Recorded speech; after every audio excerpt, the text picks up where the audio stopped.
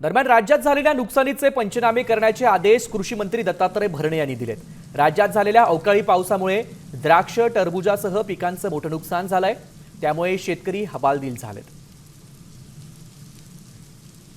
काय करा, एक मिनिट. कृषी मंत्री दत्तामामा भरणे आपल्यासोबत जोडले गेलेले आहेत. सर, खूप खूप स्वागत साम टीव्ही मराठीमध्ये.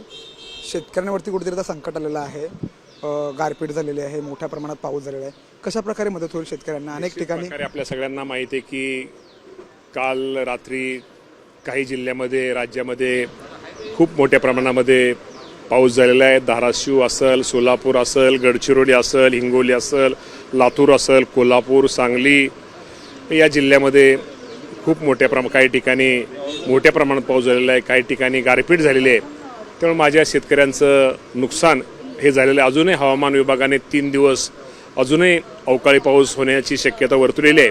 तर निश्चित प्रकारे या बाबतीमध्ये महसूल विभाग आणि कृषी विभागाला या राज्याचे मुख्यमंत्री, दोन्ही उपमुख्यमंत्री आणि महसूल मंत्री आणि आम्ही सर्वांनी सूचना दिलेल्या आहेत की ताबडतोब ज्या शेतकऱ्यांच्या बाबतीमध्ये नुकसान झालं त्या शेतकऱ्यांचं पंचनामे त्वरित करावेत अशा प्रकारची सूचना दिलेल्या आहेत. कॅमेरामॅन नितीन सर, मी सुरज मसूरकर.